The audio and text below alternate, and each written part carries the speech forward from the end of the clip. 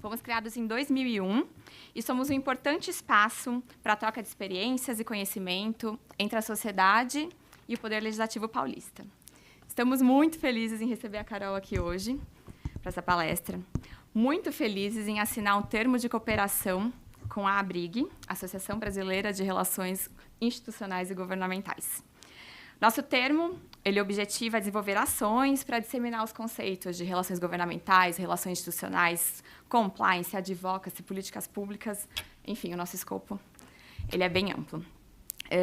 Essa cooperação ela é muito importante e tempestiva, uma vez que temos a expectativa da aprovação do PL 1202 de 2007, no Senado ainda esse ano, que é o PL que vai regulamentar a profissão de relações governamentais. A discussão está no âmbito federal, mas com a sanção, obviamente, vai impactar o Estado e os municípios. Daí a importância da Assembleia trazer à tona toda essa discussão, essa temática. A palavra lobista, né, no Brasil, ela carrega uma conotação um tanto quanto negativa, interpretação completamente errônea, uma vez que a defesa de interesses ela é legítima e necessária no Estado democrático de direito. Né, Carol? Vou aproveitar para passar a palavra para a Carolina Venuto, que é a presidente da ABRIG. Obrigada.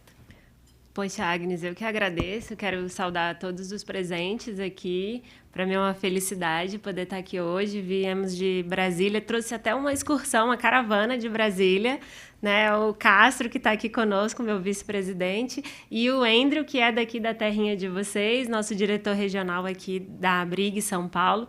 E estou muito feliz de estar aqui. Para mim é um prazer enorme poder levar a ABRIG para outros estados, né? A nossa associação. Em Brasília, a gente é bastante atuante, a gente tem buscado também essa atuação nos outros âmbitos da federação, e nesse sentido agradeço muito a Agnes, que topou aí junto com o Andrew essa empreitada de poder fazer esse termo de cooperação com atividades aqui como essas, né? Eu acho que é fundamental para a gente desmistificar essa atividade, como a Agnes falou. E aí, já posso começar minha fala? Tá liberado. Então, vou me propor aqui a contar uma historinha para vocês, que eu acho que esclarece bastante esse cenário, né? Eu sou advogada de formação, mas atuo com RIG, né? A gente junta essa siglazinha, chama de RIG. Atuo com RIG há mais de 15 anos. E aí eu acho que trazer um pouquinho da história da nossa associação, que caminha muito próxima à história da regulamentação dessa atividade, vai ajudar na compreensão de vocês, afinal, né? Quem somos nós, o que fazemos, para onde vamos, e, sem dúvida, poder também aqui deixar ao final um espaço, se a Agnes deixar, para perguntas, dúvidas, sugestões, também fico à disposição. Mas vamos lá, contando um pouquinho da associação, a ABRIG, né? Ela foi fundada em 2007, e não é por coincidência, é o mesmo ano de apresentação desse projeto que a Agnes falou, que é o projeto 1202 de regulamentação da atividade. Então, quando os profissionais que atuam com isso percebem que há um movimento no Congresso Nacional para uma legislação para regulamentar esse setor, é criada a associação, né, ali no início com poucos associados. A gente vem caminhando a passos largos mais recentemente, mas quando o projeto é apresentado, é um modelo muito próximo ao modelo norte-americano, já na sua versão revisada, né? Porque os Estados Unidos foi o primeiro país a regulamentar essa atividade, que eles chamam de lobby, e em 2007 havia uma revisão dessa norma lá nos Estados Unidos que se pretendeu replicar aqui no Brasil. E, do ponto de vista de quem faz o lobby na prática, de fato, percebeu-se que essa regulamentação ela era bem focada na burocracia, né? Ela saiu nos Estados Unidos num momento de escândalo de corrupção, então ela tinha um foco muito mais punitivista do que participativo, né? Então, a ABRIG começa a refletir sobre isso, inclusive se deveria regulamentar, se não deveria, e até 2016 a gente não tinha isso definido, mas a gente aprova numa Assembleia Geral da entidade que iríamos sim passar a buscar a regulamentação da atividade de RIG. E aí é também quando essa sigla RIG se oficializa, né? E a importância, né, da gente buscar as formalizações. Então, em 2016, a gente aprova na Assembleia Geral que iremos sim buscar a regulamentação, também em 2016 a gente consegue incluir a atividade na classificação brasileira de ocupações. E como que essa atividade é incluída? Exatamente com a sigla Relações Institucionais e Governamentais. Então, a partir daí, a gente até deixa de usar o nome lobby e passa a usar o nome RIG. Mas há quem chame de Helgov, há quem chame de advocacy, há quem chame de relações públicas, mas, de fato, como o Estado nos reconheceu como relações institucionais e governamentais, a gente passou a se apresentar como tal. E acho que é interessante explicar, mas qual é a diferença, né? É tudo a mesma coisa? É legal porque, assim, a gente hoje entende que o lobista é aquela pessoa que está levando a mensagem, ele é o mensageiro. Né? O profissional de RIG, além de ser o mensageiro, ele também constrói essa mensagem. Então, ele faz pesquisas, ele faz estudos, nota técnicas. E aquele profissional que faz o advocacy é quem define o instrumento por onde essa mensagem vai passar. Vai ser uma entrevista? Vai ser uma nota técnica? Vamos fazer uma mobilização? Vamos fazer uma petição online?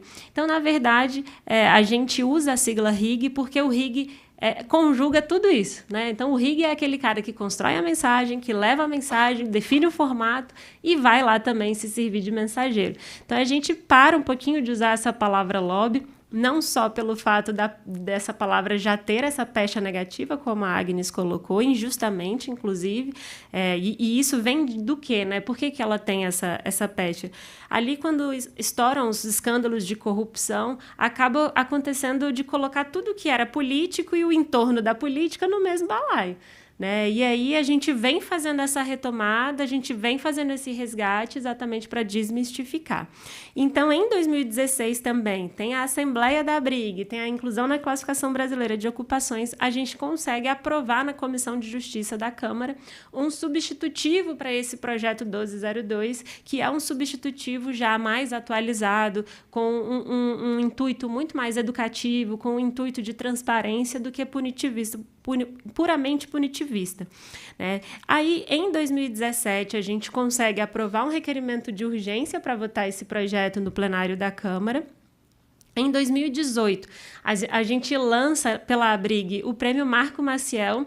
Para quem não conhece, o Prêmio Marco Maciel é a maior premiação do nosso setor. Inclusive, ele vai acontecer agora, dia 30 de agosto, na Esplanada dos Ministérios, no Panteão da Pátria. Para quem não conhece, é um lugar super bonito lá em Brasília, fica exatamente no coração da Praça dos Três Poderes. Deixo aqui o convite para que vocês possam participar lá conosco. Até, Agnes, deixo quem quiser participar, deixar o contato com você. As inscrições estão sendo feitas através dos nossos canais de comunicação, mas é um evento muito legal. E o que é o Prêmio Marco Maciel? A gente entende como associação que não adianta as pessoas não vão ter boas práticas do dia para a noite. A gente precisa fomentar, capacitar, e um dos braços importantes disso é o reconhecimento. Né? Então, aquelas empresas e aqueles profissionais que atuam com as melhores práticas, com transparência e com ética, eles são brindados aí, eles são homenageados nessa premiação, que é escolhida através de uma banca julgadora com profissionais de altíssima excelência. Os cases são inscritos pela internet e essa banca faz essa premiação. Então, a gente lança em 2018, aí a gente está falando tanto, né, de regulamentação, de profissionalização, a gente lança o Prêmio Marco Maciel com esse objetivo de reconhecer aqueles que já estão buscando boas práticas, né? Mas a gente não parou por aí, né? A gente logo que fomos incluídos na Classificação Brasileira de Ocupações, a gente dá um pulo de 60 associados para quase 500 associados. Então, a gente percebe como o reconhecimento, né, do Estado é importante para que aqueles que vejam e saibam que fazem aquilo se sintam também reconhecidos. E quando a gente tem esse crescimento, a gente percebe que não adiantaria só crescer em quantidade. A gente precisava garantir a qualidade desses associados. Então, a gente monta uma diretoria de capacitação e começa a incentivar, primeiro, as grandes instituições. Não faz tanto tempo assim. Naquela época, as grandes universidades não tinham curso nenhum voltado especificamente para a área. Estou falando de 10 anos, né? E a gente começa a buscar o MEC, a buscar as grandes faculdades para, pelo menos, fazer um curso de extensão, uma pós-graduação. E hoje é com muita alegria que a gente vê que praticamente todas as instituições grandes do país têm algum tipo de especialização, cadeira, né, voltadas para a área. E a gente, na sequência, percebe que essa nossa atividade ela é tão plural, ela é tão diversificada. Inclusive, a própria Classificação Brasileira de Ocupações reconheceu a atividade com quase 100 competências. Então, esse profissional ele é um bombrilzão mesmo. Assim, ele tem que saber um pouco de tudo e é humanamente impossível você estar capacitado 24 horas com tudo que você precisa saber. Então, o segundo passo que a gente dá é, de fato, os cursos rápidos, né? Então, hoje na Abrig a gente faz cursos mensais, né? Cursos rápidos que vocês vão ter, que a gente chama das soft skills, né? Que são aqueles conhecimentos que vão ajudar você ali a estar se adaptando, se reciclando para esse conjunto de conhecimentos que é importante que você tenha na atuação com RIG. E aí, depois que a gente estabelece os cursos rápidos, a gente também tem o intuito de fomentar, né, a autorregulação, porque a gente vê, poxa, a regulamentação não depende só da gente, né? Também depende da votação dos parlamentares. Então, enquanto não houver lei, a gente pode incentivar as empresas a já atuarem como se lei tivesse. Então, em 2020, a gente lança a prática recomendada em RIG. É um projeto que é feito em parceria com a ABNT. Por que a ABNT, né? A ABNT é especialista ali em normalização dos setores. A ABNT traz para a gente monta um grupo de trabalho, né, com especialistas de RIG de vários setores, escritórios de advocacia, consultorias, empresas, associações, advogados. E junto com a ABNT a gente levanta o que tem no mundo de normas sobre o assunto, levanta o que tem no Brasil de normas sobre o assunto, faz uma grande planilha de Excel e começa ali a entender esse ambiente onde essa atividade ocorre.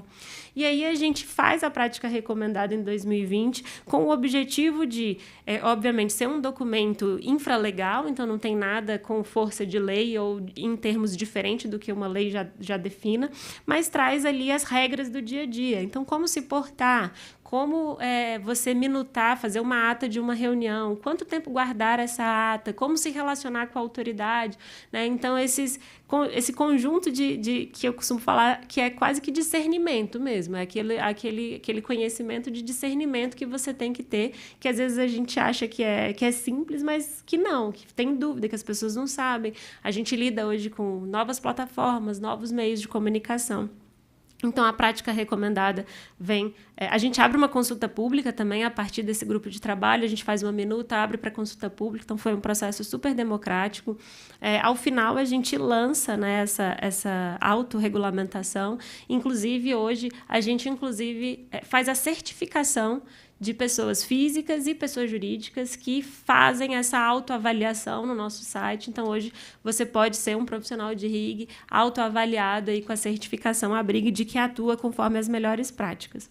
Então, estou em 2020. Em 2021, né, a gente começa a andar com a proposta na Câmara dos Deputados do projeto de lei, a gente percebe que ele começa a andar e a gente faz o primeiro estudo hoje sobre a regulamentação no país, né? Então, a gente lança até esse estudo aqui que está comigo nas mãos, vou deixar aqui para a Agnes, e tem também no nosso site, o estudo que mostra, ele faz um raio-x desse assunto, né? Primeiro, ele traz a cronologia da atuação em RIG no Brasil, que é um pouquinho disso que eu estou contando, ele empresta também as experiências internacionais, então, como que os Estados Unidos regulamentou, como que a União Europeia regulamentou, como que o Chile, né, que é um modelo no qual a gente se inspirou muito para fazer as sugestões aos legisladores. Né? Então, como que esses países, essas nações regulamentaram, o que faria sentido trazer para o Brasil, o que não faria sentido, e também a gente aborda as recomendações da OCDE, porque a OCDE determina, né, que os países que tenham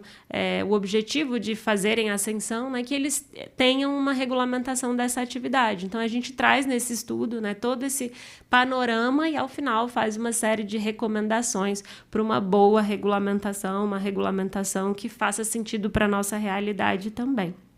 E aí, em 2022, a gente consegue ver sendo aprovado na Câmara dos Deputados, no plenário, um substitutivo do relator, que foi o deputado Lafayette de Andrada. Nada melhor do que um republicano como um Andrada, né, para aprovar um texto como esse. Ele chega no Senado em 2022, aí ele muda a numeração, ele deixa de ser o 1202, passa a ser o 2914 de 2022. É distribuído para as comissões e hoje ele se encontra na Comissão de Transparência do Senado, que tem realizado audiências públicas sobre o assunto. Foi realizada uma nesta semana. Semana que vem vai ter a próxima, nós vamos participar da próxima audiência. Na sequência, o atual relator, que é o senador Isalci, lá do Distrito Federal, vai apresentar o seu parecer. Então, como a Agnes colocou, a expectativa é de que esse assunto avance, né, e a gente veja, de fato, uma lei no país para regulamentar essa atividade. E aí, já entrando um pouquinho, né, assim, feito esse histórico, entender um pouquinho por que... Tá, mas e aí, por que a gente tem que regulamentar, né? E aí a gente traz o seguinte panorama. A gente, de fato, é um país que legisla muito. A gente tem uma série de leis que já tocam esses dois agentes, né? O agente público e o agente privado. Então, desde o Código Penal, que define, né, o que é corrupção, ativa, passiva, até a lei da empresa limpa, o Código de Conduta da Alta Administração, enfim, lei de acesso à informação. Tem uma série de leis que tocam esses dois agentes. O que a gente não tem no país hoje é uma lei que trate da relação desses dois agentes. Mas o que pode fazer? E o que não pode fazer? Eu, como boa advogada que sou, eu sou muito feliz de saber quais são as minhas prerrogativas, né? Então, uma lei que regulamente essa atividade também é importante para isso. Quais são as prerrogativas desse profissional, né? O que uma autoridade não pode impedi-lo de fazer? Né? Porque a atividade de RIG é o exercício da democracia mesmo, né? Quando a gente pensa no profissional de RIG, às vezes a gente acha que é só grandes empresas, multinacionais. Mas não. Se você pega sindicato, vai ter aquela pessoa que está ali fazendo atividade de RIG. A gente vê uma ONG, né? Ela está fazendo também trabalho de RIG. Quem está fazendo defesa de interesse junto a tomadores de decisão, sinto informá-los, vocês são RIG. Né? Então, é importante que a gente tenha esse panorama. Então, uma lei que traga, né, defina esse contorno, né, diga o que pode, o que não pode, quem é esse ator, né, como ele deve se relacionar, é muito importante, primeiro, né, para a questão pedagógica, né, como eu disse aqui, só o reconhecimento na classificação brasileira de ocupações já foi uma virada de chave. Né? Então, ter um reconhecimento do poder público de que essa relação existe, e não só existe, mas tem a melhor forma dela exercer, você tem esse efeito pedagógico. Né? Você ensina à sociedade que é, sim, importante a participação social e é, sim, importante uma participação transparente e ética. Então, já falando sobre transparência, esse é o segundo motivo da regulamentação, né? A gente fomentar, a gente dar transparência às políticas públicas, ao que está sendo debatido, né, ao que está sendo discutido, políticas que vão impactar, né, não só um setor ou outro. A gente tem dados que mostram que, por semana, 4 leis são aprovadas em âmbito federal. E, por dia, são apresentados mais de 200 atos normativos no Diário Oficial da União. Se a gente for descer para âmbito estadual e municipal, não caberia dentro dessa sala aqui o que é apresentado por semana. Então, eu costumo até falar para os meus clientes, né, assim, se você não participa do processo, você vai sofrer as consequências de quem participou. Né? Porque isso é uma realidade. Então, você colocar luz nessa relação, trazer transparência para isso, você torna esse espaço até mais saudável. Né, para trazer ali as informações que estão circulando.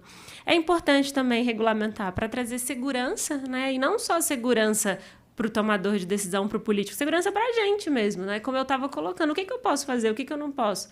Né? De repente sai numa manchete do jornal, o lobista da empresa tal apresentou... Tá, mas peraí, isso não pode? Né? Uma pessoa apresentar considerações para um tomador de decisão, isso é saudável para a democracia. O tomador de decisão ele não tem como saber tudo sobre tudo. Então, é importante que a sociedade leve informações para ele. Né? Então, ter essa segurança, né, de que pode ser feito, que deve ser feito e que tenha o caminho devido para que ele seja feito. Além disso, é importante também para garantir a participação social. Né? Enquanto a gente não tiver regras claras, A gente não pode ser ingênuo. O lobby, o RIG, ele está acontecendo. Agora, com certeza, tem alguém conversando com um parlamentar. Daqui a meia hora, com certeza, vai ter outra pessoa fazendo RIG. Então, achar que não ter regulamentação, a gente não vai ter lobby, isso é ingenuidade. Né? Então, é importante que exista um conjunto de regras claras para que todos consigam realizar. É claro que um parlamentar vai ter mais afinidade com uma pessoa, é natural das relações humanas, mas quando você tem um processo que é igual para todo mundo, você garante que todos participam. Pelo menos saber de como participar, a pessoa vai saber. Né? Então, você garante, no final do dia, a participação social. Né? Então, é por isso também a importância de uma regulamentação que não leve muito na mão, que não seja muito burocrática, porque aí o remédio acaba virando veneno. Né? Porque se você impõe uma série de barreiras, você acaba encarecendo essa atividade e você acaba afastando a sociedade da execução dessa participação. E, por fim, mas não menos importante, a regulamentação, do nosso ponto de vista, é muito importante para garantir desenvolvimento social. Né? Desenvolvimento econômico, perdão. A gente, na associação, por vezes, recebe multinacionais preocupadas em fazer defesa de interesse no nosso país porque não tem lei. Então, a gente tem uma série de normas de compliance e de medidas anticorrupção que muitas vezes essas multinacionais têm receio de atuar no Brasil, de fato, porque a gente não tem uma relação, um conjunto de normas claras que definam como que é essa relação. E, além disso, se a gente pretende entrar na OCDE algum dia, a gente vai precisar ter essa lei. Então, o que a gente identifica é que a regulamentação é uma realidade, a gente não tem como fugir dela. O importante, inclusive, isso foi a justificativa da entidade de participar, é que a gente, como lobista, não podia ficar de fora do lobby, da regulamentação do lobby, né? Então, ela é uma realidade, os países desenvolvidos do mundo todos possuem legislações sobre isso, então a gente não pode achar que isso não acontece, ou estigmatizar, ou não perceber que isso vai acontecer em algum momento aqui no nosso país. E aí, já para caminhar um pouquinho para o nosso final aqui, e já também passar para a Agnes e para quem quiser, a gente tem trazido bastante informação, principalmente para a imprensa, para tentar tirar alguns fakes, né, que a gente acaba escutando aí desse processo de discussão. E a gente escutou muito, quando o projeto foi aprovado na Câmara, de que foi aprovado no apagar das luzes, às pressas. Isso me espanta um pouco, porque a primeira iniciativa é de 1984, né? Se 30 anos não são suficientes, né? E aí, assim, não foi um assunto que ficou dormente e silente no Congresso Nacional. Nesses 30 anos de tramitação da proposta, aproximadamente 15 projetos foram apresentados, pelo menos foram feitas audiências na Comissão de Trabalho, na Comissão de Justiça, agora na Comissão de Transparência tem sido feita audiências. Então, me desculpa, o processo não está sendo acelerado, né? E eu acho, inclusive, hoje eu fico até grata de que ele tenha demorado esse tempo todo, porque hoje a gente está muito mais maduro como nação, como entidade, como sociedade para enfrentar e debater esse assunto. Talvez se a gente tivesse regulamentado lá em 2007, a gente teria uma lei super burocrática, uma lei que fosse focada em penas, em crimes, e o que a gente acha hoje como mais saudável é uma lei que incentive a participação, não encareça a participação, não traga mais estigma para a participação. Né? Então, a gente afasta esse argumento de que foi às pressas. Um outro argumento importante também que a gente enfrentou foi de que a regulamentação está oficializando presentes caros para tomadores de decisão. E é legal porque o substitutivo do Lafayette tomou emprestado do Código de Conduta da Alta Administração as mesmas regras. Então, as regras que estão lá não foram inventadas por ele. Ele copiou e colou o que já é aplicado. Veja, se a gente já tem um normativo que faz algum sentido, que tem algum índice aí de qualidade, a gente pode melhorar, mas ele não criou isso, não tirou uma carta na manga, né? Ele copiou o que está no Código de Conduta da Alta Administração, que vale para o Executivo, colocou no projeto, porque também vai passar a valer para o âmbito legislativo. Então, do nosso ponto de vista, foi muito importante ele trazer essas regras, mais uma vez, para a gente ter transparência nessa relação, né? Ele coloca lá que a autoridade pode ir para eventos, mega eventos, pode ir, mas tem que ter relação com a função que ele exerce, tem uma regra, inclusive ele inova quando ele define que o dinheiro e o pagamento não pode ser direto. Né? Então, ele coloca que tem que ser através de terceiro, traz uma série de regras para trazer transparência e segurança nesse processo aí de presentes e hospitalidades. Uma outra crítica que a gente recebeu é de que o projeto deveria trazer total, completa transparência de tudo, absolutamente tudo, inclusive mensagens de WhatsApp e documentos. E aí, do nosso ponto de vista, é aquilo que a gente estava falando, a transparência ela não pode ser um fim em si mesmo. Se a gente pesa na mão da transparência, a gente pode ter um efeito colateral que é de dificultar a participação. Você imaginar que um parlamentar vai dar publicidade às suas conversas de WhatsApp, que é uma ferramenta pessoal também de trabalho, né, da vida pessoal, não só de trabalho, né, é um pouco irrazoável, né? Os documentos, que a gente recebeu muitas críticas, que deveria publicizar todos os documentos. Ora, tem legislação que diz quais são os documentos que são sigilosos. Também não é razoável que sejam publicizados documentos que são sigilosos por força de lei ou mesmo que possuem sigilo empresarial. Ali, quando a gente está levando informação para um tomador de decisão, muitas vezes a gente está abrindo os nossos negócios, está dizendo informações que para os nossos concorrentes podem nos prejudicar. Então, o substitutivo preserva, né, o sigilo da lei e o sigilo também empresarial nessa transparência que a gente entendeu muito acertado. Outra crítica que a gente recebeu é que o texto ele não preserva a possibilidade de relações pessoais, né? E que agora o parlamentar não vai poder ser amigo de ninguém, não vai poder conversar com ninguém, vai poder jantar com ninguém. E, na verdade, não é isso, né? Como eu já disse aqui anteriormente. É claro que numa atividade que é essencialmente relacional, é óbvio que eu vou ter afinidade com uma pessoa, não vou ter com outra, isso faz parte da vida humana. O que o projeto determina é que, se você saiu para tomar um cafezinho numa boa com um parlamentar, está discutindo ali amenidades, mas houve um momento em que vocês resolveram falar sobre um projeto de lei e essa conversa foi fundamental para ele tomar a decisão dele, aí você não estava cometendo um ato informal, você não estava tomando um cafezinho displicente, né? Você estava ali fazendo defesa de interesse. E pensando em garantir essa possibilidade de relacionamento pessoal, né, o deputado Lafayette colocou que, em ocorrendo isso, você pode colocar essa informação a posteriori. Eu acho que uma grande virada de chave dessa lógica de transparência e informação é que, copiando o modelo do Chile, em que há uma inversão do ônus da transparência. Nos Estados Unidos é o lobista lá, que eles chamam, né? O lobista é o responsável por publicizar tudo que faz. Então, cada um do lobista tem que colocar lá no grande portal do lobby quanto que ele gastou, quem que ele representa, todas as informações possíveis e imagináveis. Isso nas firmas de lobby, inclusive, levou a um movimento que a gente chama de shadow lobby, porque era tão burocrático você ser lobista que era melhor ser advogado, melhor ser jornalista, melhor ser qualquer coisa. Então, a gente vê que esse excesso de burocracia nos Estados Unidos teve um efeito colateral muito danoso. Então, por isso que essa inversão, né, quando o projeto coloca que a obrigação de conferir a transparência e a publicidade é do tomador de decisão, isso facilitou muito a logística dessa relação. Então, o que vai caber a nós, profissionais de RIG? Passar a informação correta. Quem eu sou, quem eu estou defendendo. No nosso ponto de vista, é mais do que razoável eu ter que dizer quem eu sou e quem que eu estou representando e o assunto que eu quero tratar com o deputado, ou com o vereador, né, ou com o presidente da República.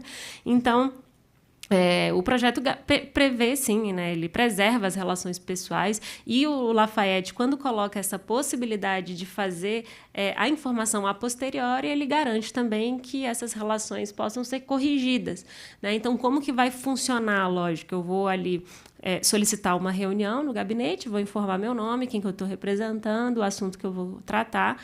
Vai chegar no dia da reunião, essa reunião vai acontecer e esse portal, esse grande portal da transparência que vai passar a acontecer é algo muito próximo do que já existe no âmbito do executivo. as casas legislativas vão ter que criar os seus espaços dentro dos portais para receber essa informação.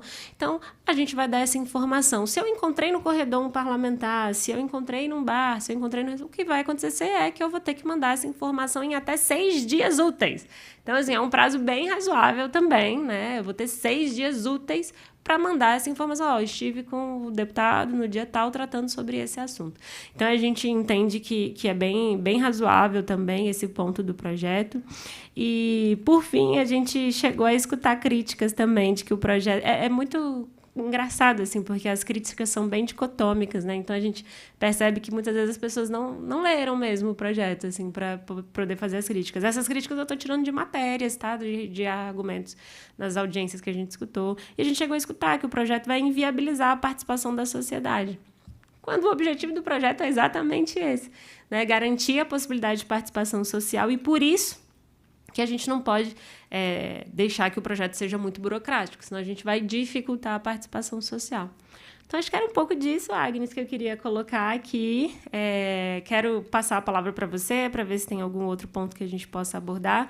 Mas, de pronto, queria muito agradecer a presença de todos aqui, de todos que estão online também. Eu sei que está passando na internet, vai ficar gravado. Então, agradeço muito aqueles que estão assistindo e aqueles que vão assistir, né? E, por fim, também agradecer aqui todos os associados à Briggs que estão aqui comigo hoje. Estou muito feliz de ver os rostinhos aqui, que às vezes a gente só vê à distância. Obrigada.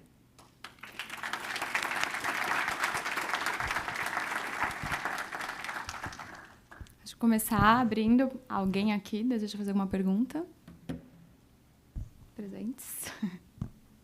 Tem algumas que a gente recebeu online aqui que o pessoal foi me mandando no decorrer. Então, vou começar aqui. A entrada do Brasil na OCDE nos impõe desafios em vários âmbitos. Poderia falar mais da importância dessa lei em tramitação no âmbito das nossas relações internacionais? Legal, e de fato essa narrativa da OCDE foi muito importante para o avanço da regulamentação, né? Porque a gente parou de discutir a regulamentação apenas na seara penal e criminal e passou a discutir ela no âmbito do desenvolvimento econômico. E, de fato, né, as nações que são mais desenvolvidas já possuem uma regulamentação dessa atividade, porque isso traz segurança, isso traz transparência e, no final, traz leis que são mais efetivas para a sociedade. Então, esse discurso da OCDE entra nesse lugar, né, de nações que se pretendem ser desenvolvidas, a necessidade de ter a regulamentação para poder fazer parte desse grupo de países seletos, né, que é a OCDE. Aqui uma clássica. De onde vem a expressão lobby? Bom, como eu falei, né, do lobby mesmo ali, da antessala dos ministros e autoridades. Então, ficava lá o lobista, né, fazendo os embargos auriculares ali, ficava sempre no lobby. Então, a autoridade associou ali o lobby ao lobista e deu o nome de lobista. Bom, aqui também uma que vocês vão ter fácil, uma vez tem o anuário. O perfil do profissional de lobby, tem alguma coisa na cabeça, assim, fácil? A maioria dos profissionais, não sei, direito, jornalismo, RI, normalmente. Tá aí mais uma importância da regulamentação, a gente ter dados oficiais, né? A gente faz uma série de pesquisas, a gente tem o perfil ali dos nossos associados, mas, sem dúvida, o panorama é muito maior, né? Nós somos hoje aproximadamente 300, 400 associados, pessoas físicas, e aproximadamente 40 pessoas jurídicas. Mas, com certeza, tem mais profissional que isso ao redor do país, né? Então, o que a gente tem, Agnes, a gente até apoia alguns institutos, algumas pesquisas que levantam essas informações. O que a gente tem, assim, de oficial na entidade, de fato, tem um número maior de advogados, mas isso vem mudando de uma forma bem célere. Inclusive, muita gente de comunicação, de economia, de ciência política, às vezes até engenheiro, né? Tem um conhecimento específico, né? Padre, engenheiro. Então, tem um conhecimento específico de uma certa área e é um diferencial para ele atuar como profissional de RIG. Então, as formações são as mais diversas possíveis. Inclusive, a gente defende a regulamentação da atividade e não da profissão. Exatamente por isso, porque não é uma profissão, né? A ideia é que sejam várias profissões exercendo uma atividade. Né? A gente tem uma diferença entre homens e mulheres, né? Inclusive, eu tenho a grata satisfação de ver que, com a minha entrada na presidência, o número de mulheres cresceu muito na entidade, mas tem tem ainda uma diferença, são mais ou menos 30% feminino hoje na entidade, mas a nossa chapa já foi paritária, então acho que isso ajudou bastante também a elevar esse número. E acho que tem uma grande entrada também de jovens, né? É uma área que está em bastante ascensão, e a gente vê muitos jovens hoje, porque também esse assunto tem sido mais falado, né? Então, lá em Brasília, por exemplo, o número de advogados já ultrapassa São Paulo em proporção populacional. Então, assim, você ser advogado em Brasília, se você não é filho de ministro ou tem alguma ligação ao tribunal, você realmente não consegue montar a sua firma, né? Então, se a gente faz essa comparação, então a galera que está saindo da faculdade já começa a identificar isso como um mercado, talvez com mais espaço para crescer, para desenvolver. Os salários têm sido bem altos também. Inclusive, vai acontecer em novembro, aqui em São Paulo, acho que eu já até deixo o convite também, o Anuário de RIG, né, que é esse livro onde a gente constrói uma pesquisa aí de quem são esses profissionais, onde moram, o que comem, né? Então, tem lá se é homem, se é mulher, quanto que ganha. E os dados que esse anuário tem nos trazido é que a faixa salarial tem crescido bastante, né? A pandemia acelerou isso vertiginosamente, né? Então, é um perfil bem plural. Diversas profissões, homens, mulheres e idades diferentes. Inclusive, acho que o legal da associação e desses espaços aqui de encontro também é poder fazer essa troca, né, entre profissionais mais experientes e a juventude que está chegando também nessa atividade. Mais uma. Como está a discussão no âmbito do Mercosul desse? Então, até é interessante, porque esse anuário, agora ele é Latam também, né? Então, a gente começa a receber também essa troca com profissionais desses outros países, né? Então, a gente vai fazer uma discussão em novembro sobre essa troca, né? Mas, de fato, os países do Mercosul ainda não são tão avançados nessa regulamentação, mas estão seguindo nesse sentido. Calma minha agora. Existe alguma métrica, alguma forma de medir a atuação em RIG? E eu trago até porque eu e a Deza e a Isa, quando trabalhamos no privado, vai colocar meta na empresa. Como a gente mede isso? Tem alguma fórmula? Agnes, tá aí a pergunta de $1 milhão. E hoje, especificamente, eu mandei para todos os meus clientes o relatório de atividade com os nossos KPIs. E, assim, é uma atividade muito subjetiva, né? Às vezes, não votar um projeto é até melhor do que votar um projeto ruim. Então, é uma atividade de meio, né? A gente, inclusive, fala também, assim, a gente não pode vender resultado. A gente vai, né, vender o melhor caminho para que o resultado seja alcançado. Então, não tem um formato ainda validado, né? A gente tem hoje vários cursos, inclusive, a gente fez na Abrig já 3 cursos para buscar isso. E eu acho que essa profissionalização vem contribuindo muito com isso. A gente deixa de ser apenas uma pessoa que tem bons contatos, uma boa agenda, para ser uma pessoa estratégica, uma pessoa que vai traçar um planejamento e que vai construir um cenário, vai analisar dados. Hoje a gente tem diversas plataformas de inteligência artificial que fazem coleta de dados, ajudam a definir esses cenários. Não é simplesmente, eu sou amigo do deputado, vou sugerir ele a relatar esse projeto. Não, a gente levanta informação, se esse assunto é do interesse dele, se ele curte esse assunto nas redes sociais, qual que é o engajamento dele sobre esse assunto. Então, uma série de informações que você pode sistematizar para aferir aí a melhora dos seus resultados, né? O seu desempenho, de fato. Mas é um assunto bem gostoso de ser discutido, de levantar casos em comparação, porque não tem uma métrica ainda exata, mas cada vez mais a gente consegue aferir, sim, esses resultados. É matemática que dá para discorrer em tema de mestrado, doutorado, ad eterno.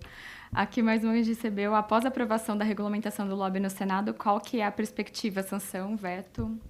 A gente já tem trabalhado, né, com o governo federal, a gente já fez reuniões com o ministro da AGU, com os secretários da CGU, com a Casa Civil, com a SRI. Então, a gente tem trabalhado, existe, sim, uma percepção de que é um assunto importante, que é um assunto que precisa ser enfrentado. Então, a gente está bem positivo. A gente também construindo, né, um bom ambiente no Congresso, a gente também garante que eventual veto possa ser discutido também novamente no âmbito do Congresso Nacional. Então, nós estamos fazendo esse trabalho de formiguinha mesmo, né, de instrução, mas a gente tem bastante...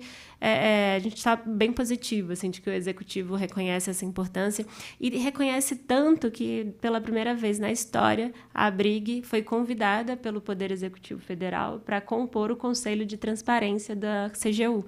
Então, acho que isso é um aceno também do governo federal, né, de reconhecer a importância, não só da nossa entidade, do trabalho que a gente vem fazendo, mas de todos os profissionais que a gente representa e o assunto que a gente tanto debate, né? Alguma pergunta mais, gente? Microfone.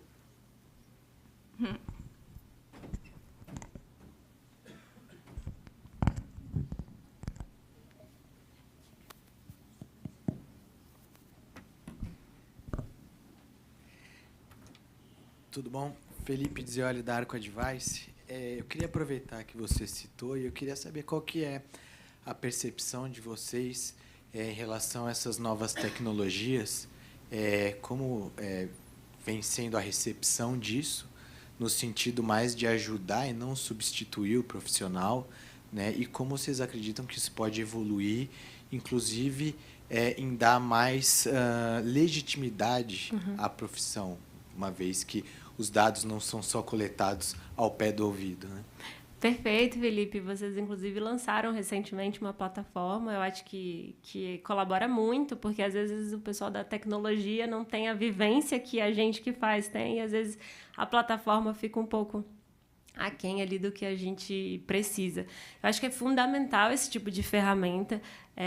Quanto mais estratégico puder ser a nossa atividade, né, o nosso dia a dia, melhor. Então, quanto mais máquina a gente tiver fazendo esse trabalho de reme-reme ali, de levantar informação, para que um homenzinho analise essas informações, melhor.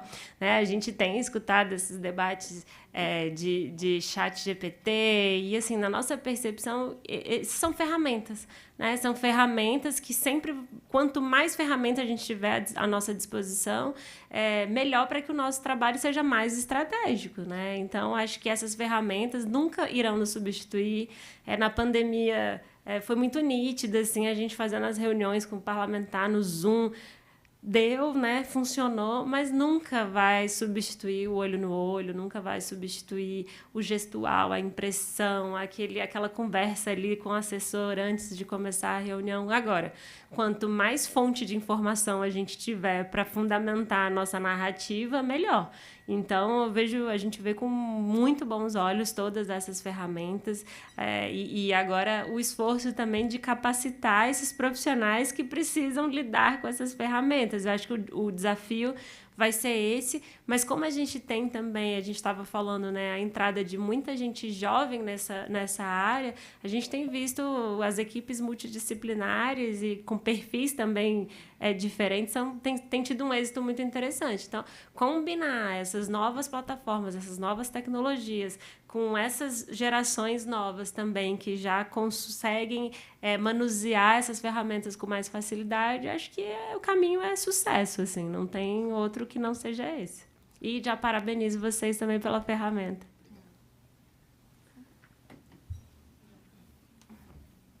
Aqui.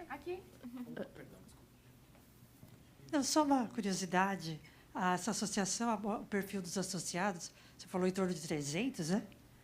Isso, nós somos aproximadamente 300 associados pessoas físicas e 40 associados pessoas jurídicas, empresas. E essas pessoas atuam mais no setor privado ou no setor público? A maioria no setor privado, mas nós temos também assessores parlamentares, servidores de casas, né? Principalmente lá em Brasília, assim, a gente tem muito servidor público, na verdade, empregado público, né? Então, tem muita gente que está de um lado do balcão e logo estará do outro lado. Então, a gente tem também funcionários públicos, empregados públicos como associados, mas o foco são pessoas de empresas. Tá. só última pergunta. Claro.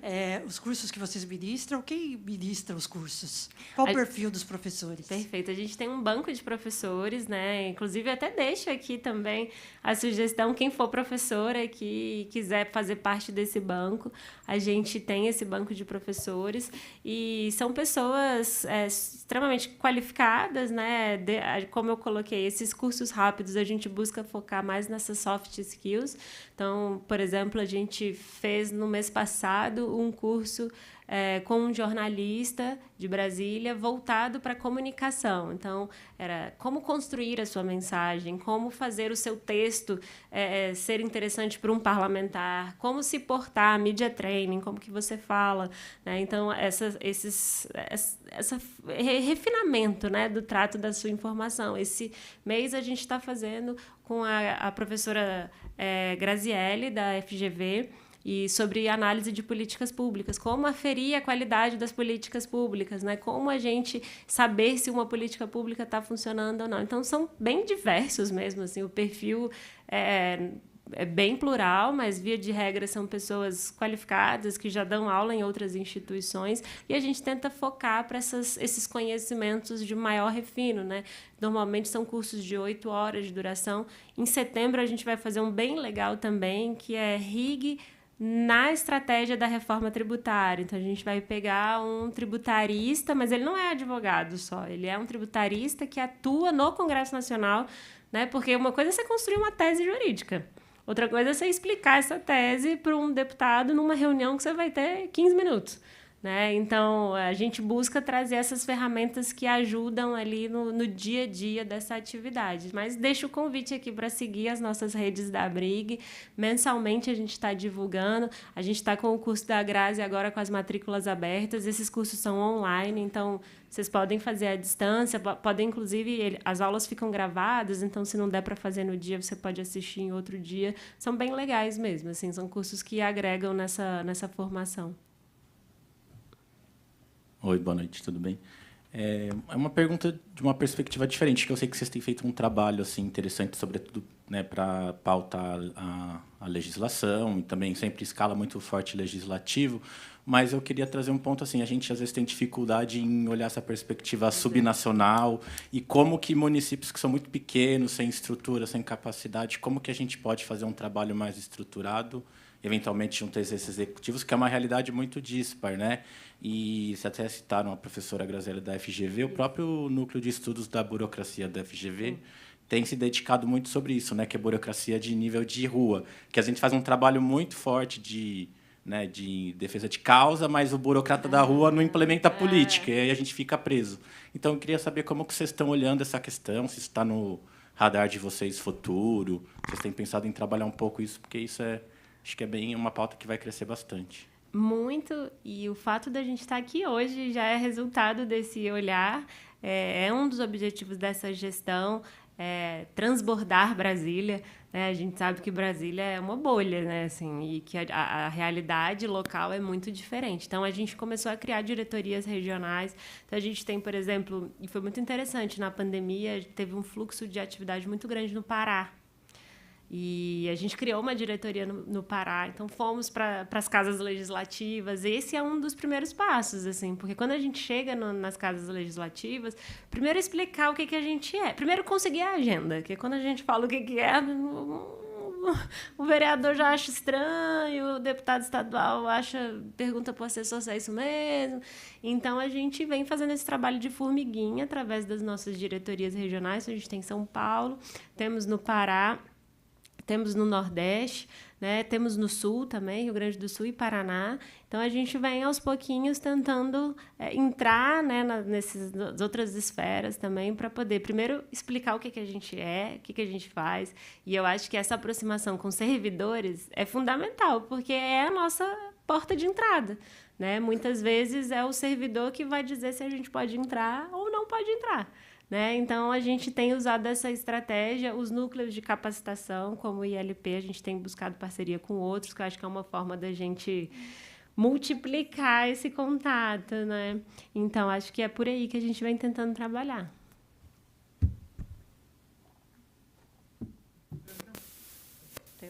Tá atrás de você. Muito obrigado.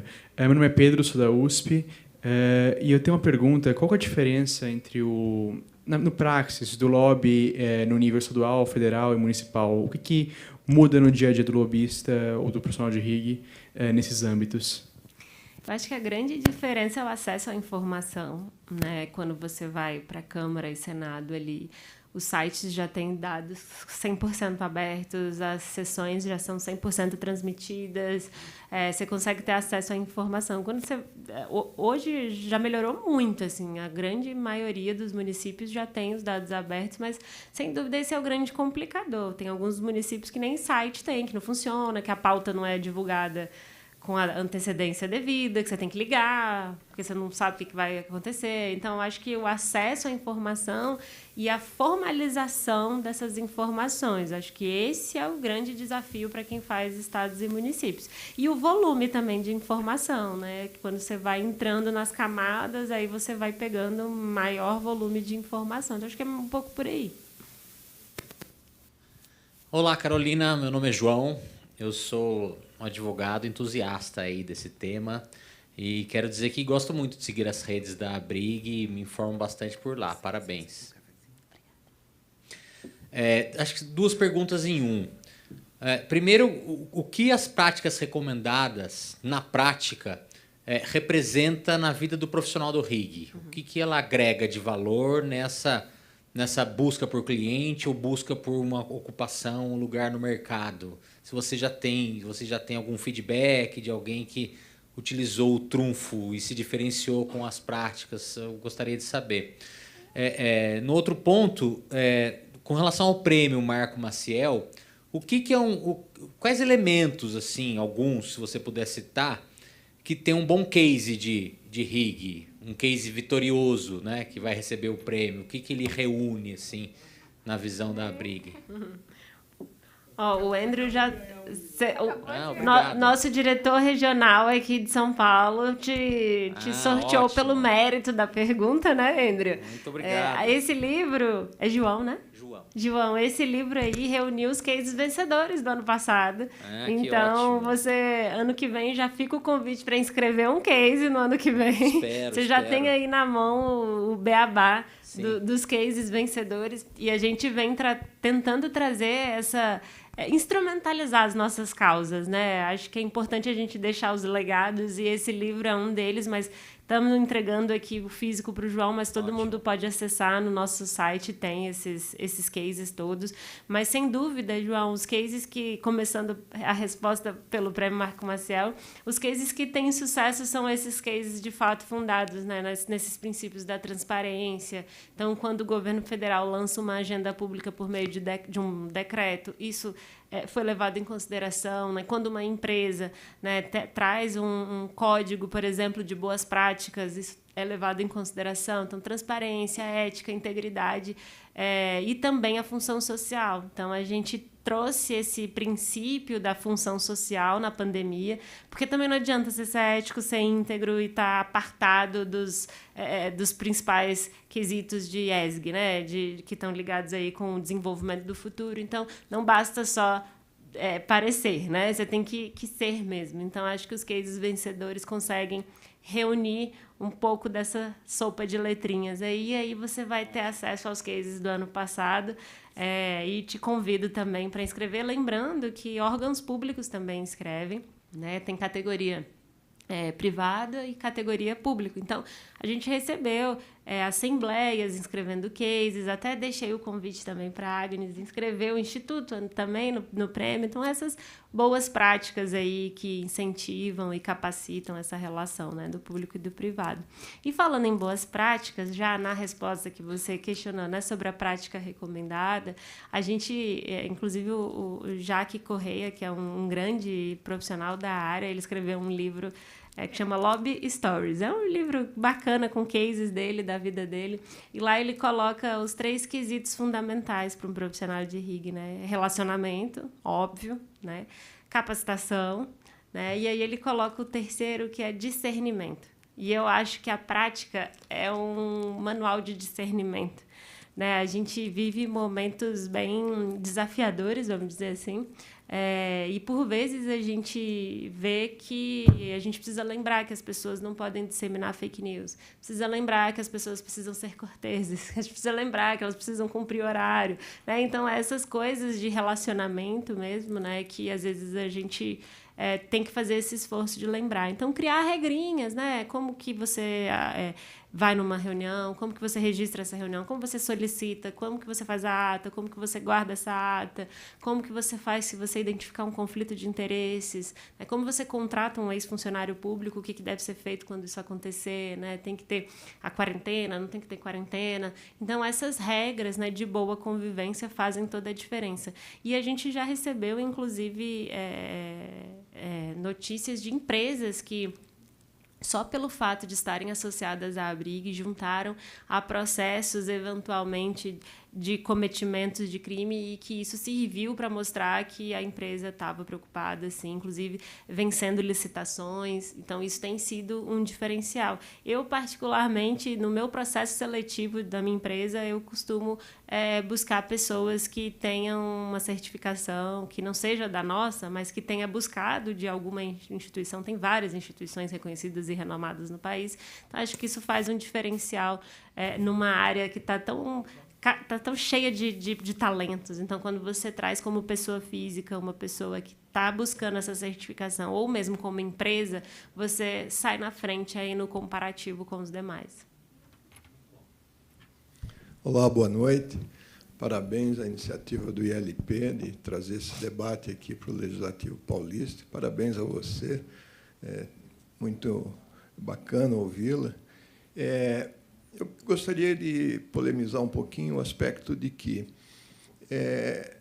o governo mudou bastante, o Congresso mudou bastante, o Parlamento mudou bastante. Hoje existem mecanismos, ferramentas novas e modernas, né, que garantem esse diálogo que antes era proibido. A própria lei de licitação agora prevê o diálogo entre o comprador e o fornecedor.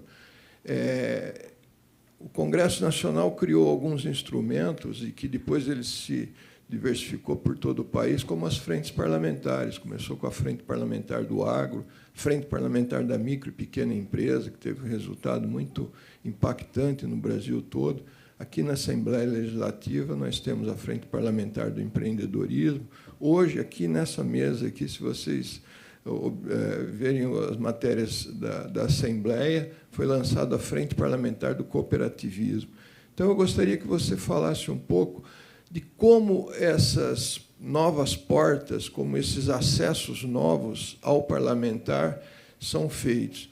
Porque eu acho que o acesso individual a um deputado, a um parlamentar, ele sempre vai ser problemático. Ele sempre vai ter oportunidade da dificuldade, mas tem outros mecanismos, e a maior parte dos problemas se resolvem numa frente parlamentar, num debate, numa audiência pública, numa relação muito mais transparente, né?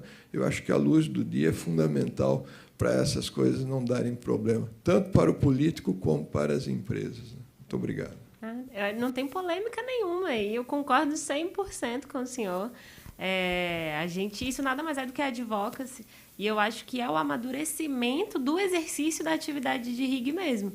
Então, quando a gente traz capacitação, a gente traz novas ferramentas, novos canais, novos veículos, a gente começa a trazer um novo cenário. E hoje a gente tem essa convicção de que a atuação em rede ela é fundamental para a defesa de qualquer causa e em qualquer lugar, não só no parlamento.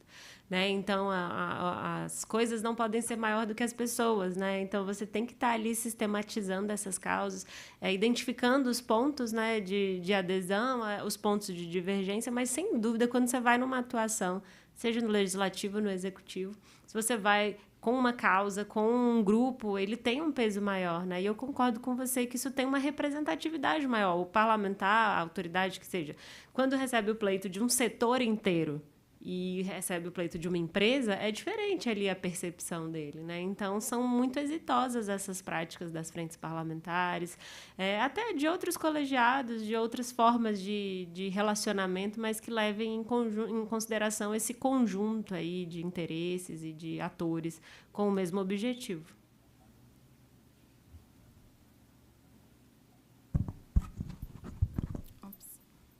recebemos mais aqui online. Como a Abrig vê a relação do lobby combinado às doações para as campanhas políticas?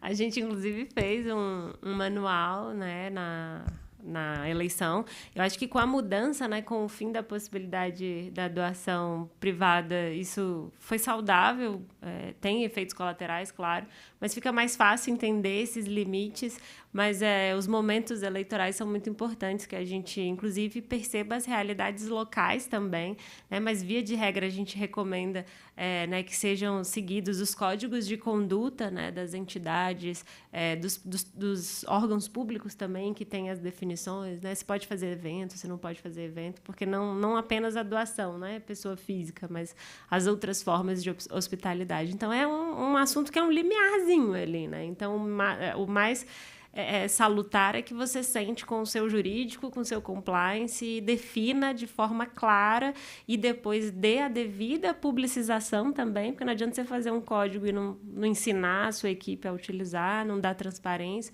Então, acho que é junto com o jurídico e o compliance, sistematizar essa relação, estabelecer limites claros e incentivar que todos cumpram, né, essas regras. Mais alguém? Nossas online acabaram também. Então, vamos encerrar. Agradecer demais você, Carol, essa super aula que a gente teve. Eu sou uma super entusiasta do assunto, entusiasta da Abrig. Acho que foi quando eu fui nomeada no ILP, minha primeira reunião formal, já fui atrás de vocês. Então, muito feliz em firmar esse termo de cooperação. Hoje, só o primeiro evento. A gente estava agora no cantinho aqui, já planejando outras coisas, tal, publicações e afins. Agradeço a todo mundo que veio aqui presencialmente, todo mundo que nos assiste online, o pessoal do NAI, que sempre aqui nos apoia, está conosco. Queria lembrar o pessoal presencialmente que quer certificado, vai no QR Code ali no cantinho, só ler. O pessoal online pelo chat ou então pela descrição do vídeo. E aproveitar para convidá-los para entrarem no site do ILP, ver nossa programação, nossos cursos, entrar no site da Abrig também, programação deles. E agradeço muito a participação. Obrigada, gente. Boa noite.